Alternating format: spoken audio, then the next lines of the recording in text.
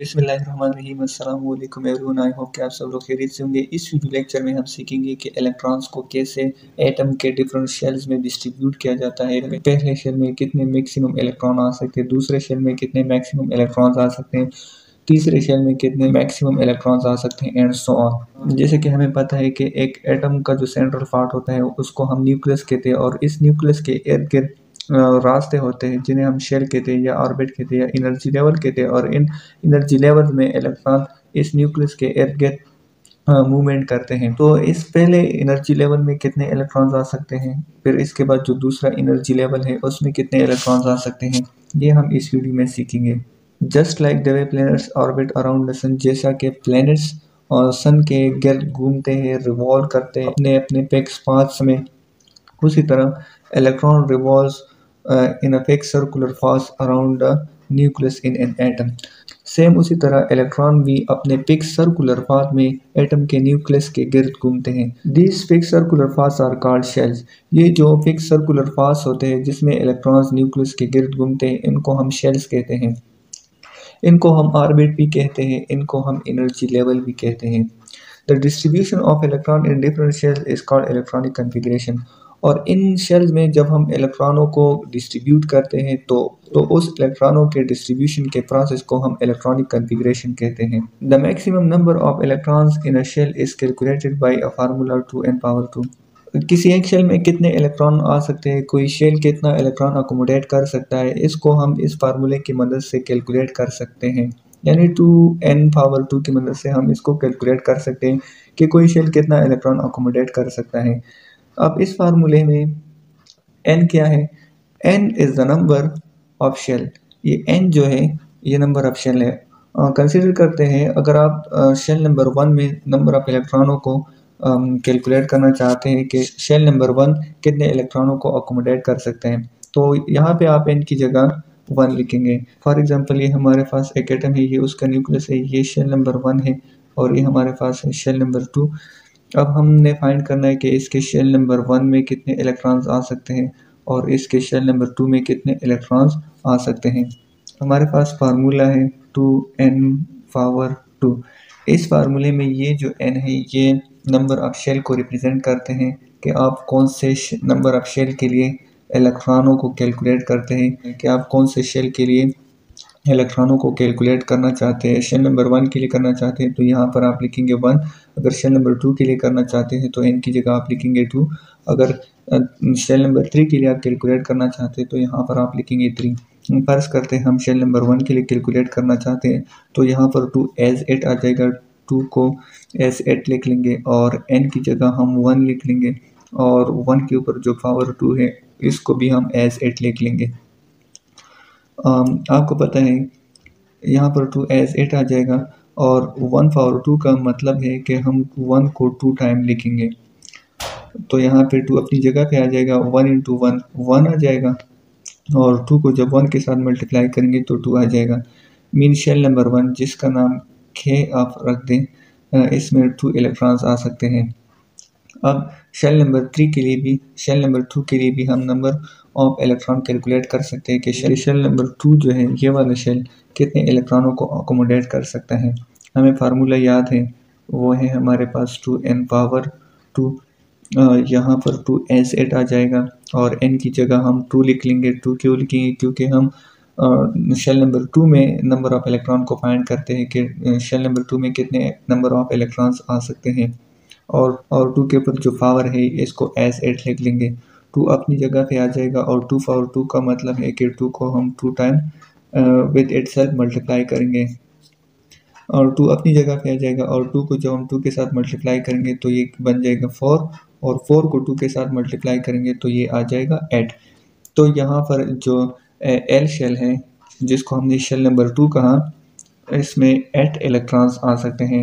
Same इसी तरह आप शेल नंबर 3 में भी नंबर ऑफ इलेक्ट्रॉन्स को कैलकुलेट कर सकते हैं, शेल नंबर 4 में भी कर सकते हैं। The first 3 shells are called K, L, M and they are in order of increasing energy level। जो एटम के पहले 3 शेल्स हैं यानी शेल नंबर 1 ये फर्ज करते हैं न्यूक्लियस है, इसके गिर्द जो शेल नंबर 1 है इसको हम K शेल कहते हैं और जो शेल नंबर 2 है इसको हम एल शेल कहते हैं, और जो शेल नंबर 3 है इसको हम एम शेल कहते हैं, इसको हम एम शेल कहते हैं, और जो शेल नंबर 4 है उसको हम एन शेल कहते हैं, एंड सो ऑन।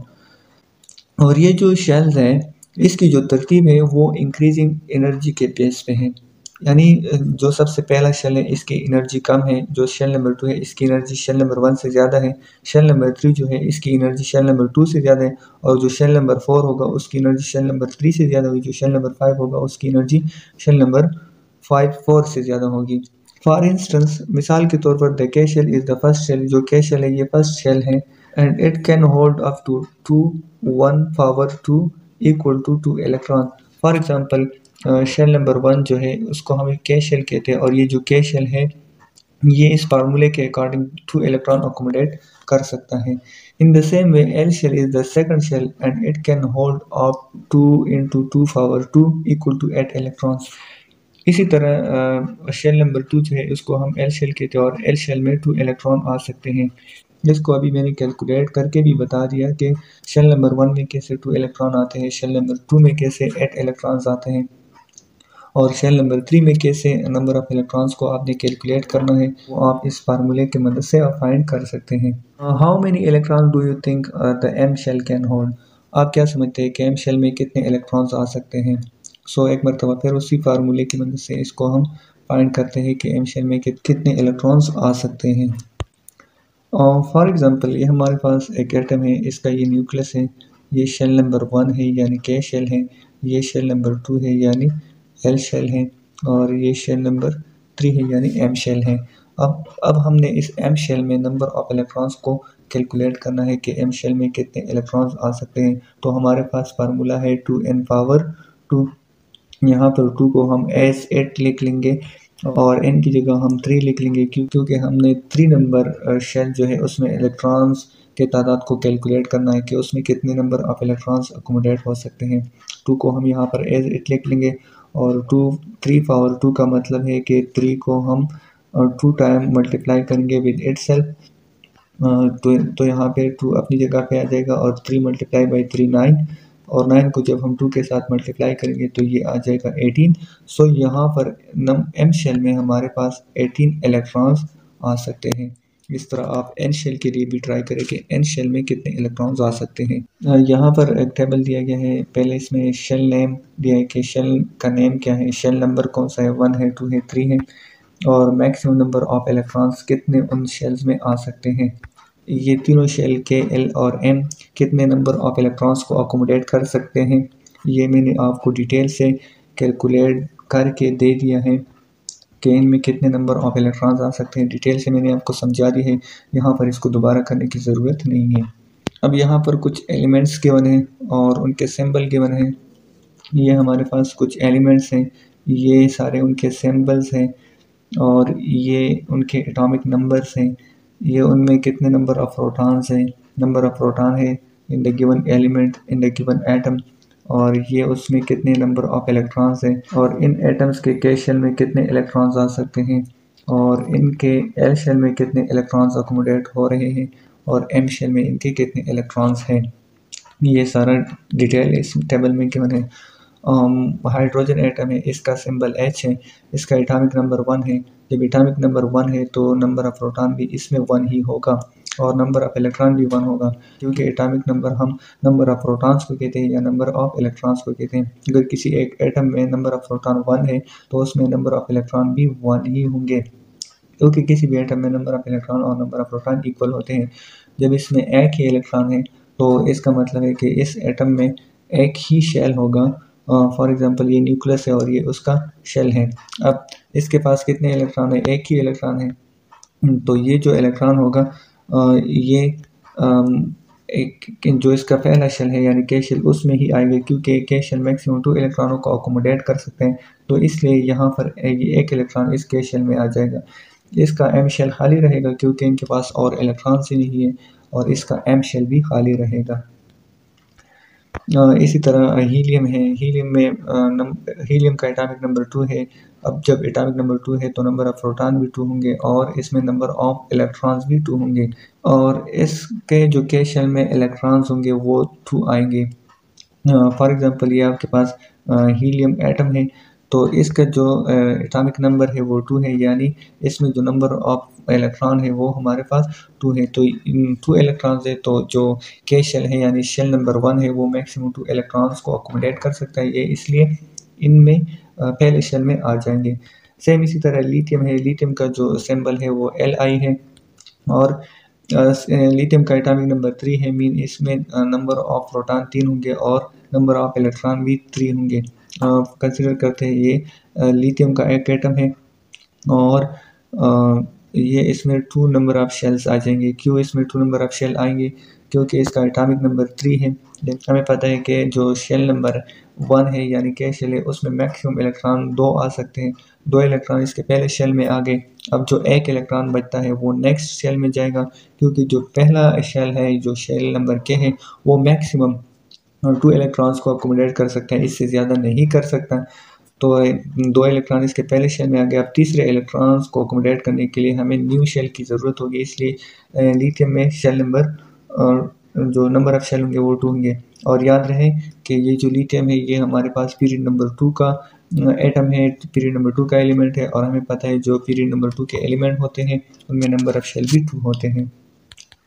सेम इसी तरह एक और एटम ले लेते हैं, फ्लोरीन का ले लेते हैं। फ्लोरीन का जो सिंबल है वो F है, और इसमें इसका जो एटॉमिक नंबर है वो 9 है, और इसमें जो नंबर ऑफ प्रोटॉन है वो भी 9 है। जो नंबर ऑफ प्रोटॉन 9 है तो नंबर ऑफ इलेक्ट्रॉन भी 9 होंगे। अब इसके के शेल में 2 इलेक्ट्रॉन्स आते हैं, और जो L शेल है उसमें 8 इलेक्ट्रॉन्स आते हैं। कैसे इसको देखते हैं, ये हमारे पास न्यूक्लियस है, ये शेल नंबर 1 है, और ये हमारे पास आ गया शेल नंबर 2, यानी जो पहला शेल है वो के शेल है, और जो शेल नंबर 2 है वो M शेल है। अब हमें पता है कि इसका एटॉमिक नंबर 9 है। एटॉमिक नंबर 9 का मतलब है कि इसमें जो नंबर ऑफ इलेक्ट्रॉन्स है वो 9 है, और नंबर ऑफ प्रोटॉन भी 9 है। तो 2 इलेक्ट्रॉन इसके पहले शेल में आ गए, तो 9 इलेक्ट्रॉन है, 2 तो पहले शेल में आ गए, तो इसके जो बाकी मानदा 7 इलेक्ट्रॉन्स है ये के शेल में आ जाएंगे, क्योंकि के शेल मैक्सिमम 8 इलेक्ट्रॉन्स को अकोमोडेट कर सकते हैं। ये आ गए 5 इलेक्ट्रॉन्स, और 2 ये आ गए। तो ये आपके पास फ्लोरीन का एटम है जिसका एटॉमिक नंबर 9 है, यानी इसमें 9 इलेक्ट्रॉन्स है।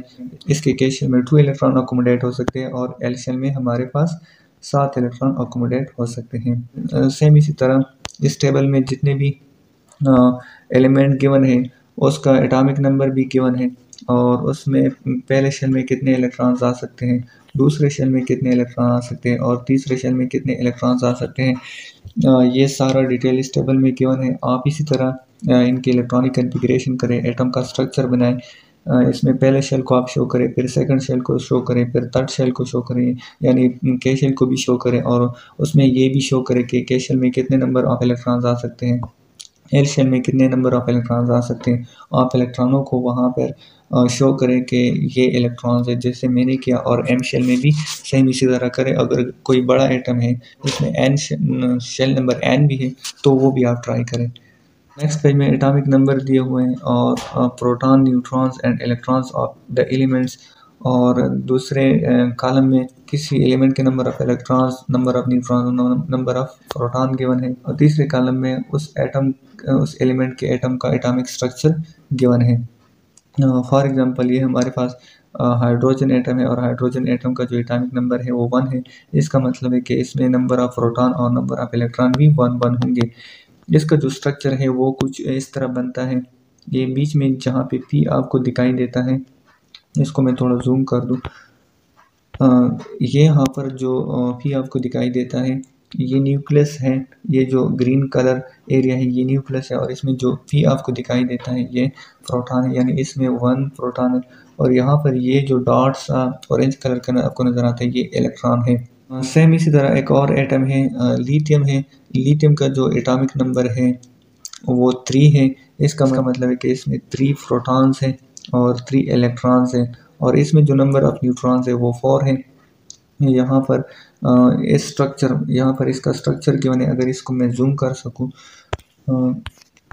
ये देखिए, ये लिथियम एटम है। यहाँ पे जो ग्रीन एरिया आपको नज़र आता है ये न्यूक्लियस है, और इसमें 3 लिखा हुआ है, मीन इसमें 3 प्रोटॉन है, और साथ में 4n लिखा गया है, मीन इसमें 4 न्यूट्रॉन है। और ये इसका शेल नंबर 1 है, ये इसका शेल नंबर 2 है।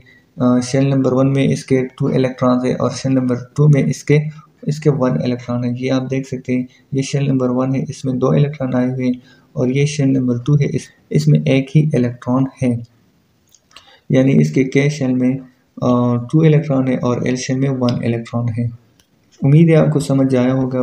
बाकी इस पेज पे और भी कुछ एटम्स गिवन है। यहाँ पर क्लोरीन को देखते हैं। क्लोरीन का जो एटॉमिक नंबर है वो 17 है। इसका मतलब है कि इसमें जो नंबर ऑफ प्रोटॉन है वो 17 है और इसमें नंबर ऑफ इलेक्ट्रॉन भी 17 है और न्यूट्रॉन इसमें 18 है। यहाँ पर अगर हम इसके स्ट्रक्चर को देखें तो यहाँ पर इसके के शेल में हमारे पास 2 इलेक्ट्रॉन है, यानी इस शेल में हमारे पास 2 इलेक्ट्रॉन है, क्योंकि के शेल में मैक्सिमम 2 इलेक्ट्रॉन्स आ सकते हैं। अब इसमें टोटल इलेक्ट्रॉन 17 है, 2 उसमें के शेल में आ गए, तो बाकी जो इलेक्ट्रॉन्स हैं वो बचते हैं 15, क्योंकि 2 पहले शेल में आ गए। अब ऐड जो है वो के शेल में आ गए, यानी इस शेल में आ गए, शेल नंबर 2 में आ गए। आप इसको गिनती भी कर सकते हैं, ये 1 इलेक्ट्रॉन 2 3 4 5 6 7 और 8 इलेक्ट्रॉन 2 शेल में आ गए। तो पहले शेल में 2 आ गए और दूसरे शेल में 8 आ गए, तो 2 + 8 कितने हो गए? 10 हो गए। अब बाकी कितने बचते हैं? 7 बचते हैं। तो के शेल एल शेल में और इलेक्ट्रॉन आ ही नहीं सकते, क्योंकि a shell maximum 8 number of electrons को अकोमोडेट कर सकते हैं, इसलिए बाकी मानदा जो 7 इलेक्ट्रॉन्स हैं वो हमारे पास एम शेल में आएंगे। तो यहाँ पर अगर हम इसके एम शेल्स को देखें तो इसमें 8 इलेक्ट्रॉन्स आए हैं। यहाँ पर लिखा भी गया है कि शेल नंबर 1 में 2 इलेक्ट्रॉन्स हैं, शेल नंबर 2 में 8 इलेक्ट्रॉन्स है और शेल नंबर 3 में 7 इलेक्ट्रॉन्स है। इसमें जो प्रोटॉन है यहाँ पर पी के साथ 17 के बने, मीन इसमें 17 प्रोटॉन है और एन के साथ 18 लिखा गया है, मीन इसमें 18 न्यूट्रॉन्स हैं। याद रहे कि न्यूट्रॉन और प्रोटॉन हमेशा एटम के न्यूक्लियस में होते हैं और इनको न्यूक्लियॉन्स भी कहते हैं। Thanks for watching. अगर वीडियो अच्छी लगी हो तो लाइक करें, चैनल को सब्सक्राइब करें, कोई कन्फ्यूजन हो तो कमेंट करें और अपने फ्रेंड्स के साथ शेयर करें।